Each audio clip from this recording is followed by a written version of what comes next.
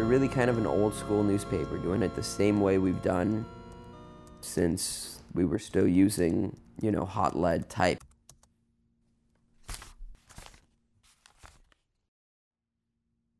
I write probably 2 to 3 stories a day. I wrote 5 on Thursday, so Thursday was a pretty busy day. Good evening, everybody, and welcome. It's basically a metro-oriented beat. A lot of writing on what the government's doing and how the people are being impacted by it. Also the Belmont Fire Protection District. Before we get going, I've been asked to broadcast a very, very important announcement. When I was hired at the Daily Post, I made a Twitter post or a blog post or something that said something along the lines of, all you critics that said I wasn't a journalist, have fun eating your words. Of your television set. The shirt that you see me wearing is today, an interview with jailed independent journalist Josh Wolf. He was jailed when he refused to turn over video that he'd shot of an anti-G8 demonstration in San Francisco to a federal grand jury. All right, so it's a little after 9 now, and I'm on my way to the grand jury. So why am I on my way to the grand jury? Good question. So back in July, I was out shooting some footage of a protest. Well, during that protest, a cop was injured. Take a look. It was July 8th, 2005.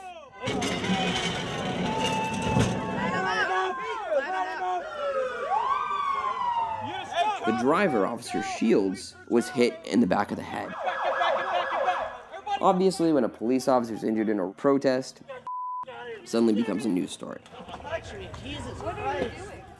Now, I didn't actually capture the footage of the cop actually being struck. In fact, there's really nothing on the tape that's of interest to them.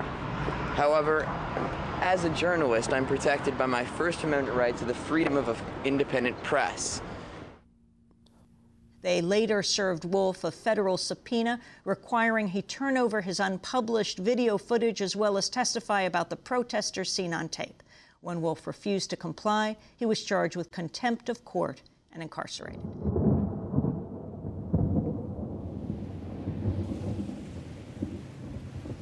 I was in prison for somewhere in the neighborhood of 226 days.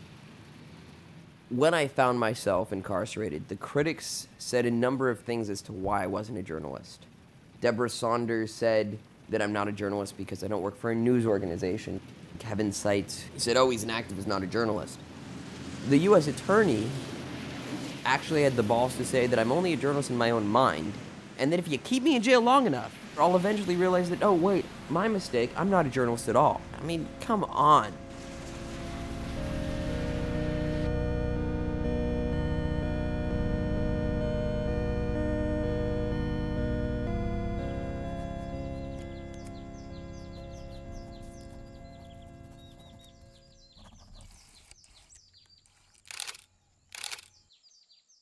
If the fact is that the critics think that I'm now a real journalist because I work for a newspaper and wasn't before because I didn't, then that has almost the opposite of vindicating me, because it just reinforces their insane idea that, oh great, now I'm a journalist because I can manage to get hired.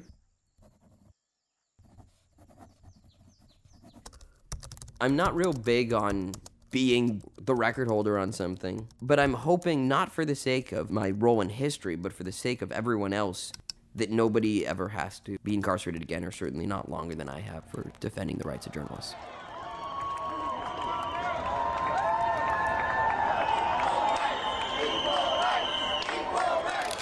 I do still say that I'm an activist and a journalist. There are some that would say that when you wear the badge of journalist, you cease to be an activist. I live in San Francisco, and I can get involved in whatever I want to in San Francisco, and work in covering San Mateo. So what happens in San Mateo? I don't play an active role in it, and that's okay. I don't live there. I'm not a stakeholder. But I'm able to continue to engage in San Francisco without worrying about my objectivity being called into question, because there is that geographic boundary. I went into journalism to catalyze change. There's few that would argue that journalists aren't supposed to catalyze change. It's just how they're supposed to do it is what's up for debate.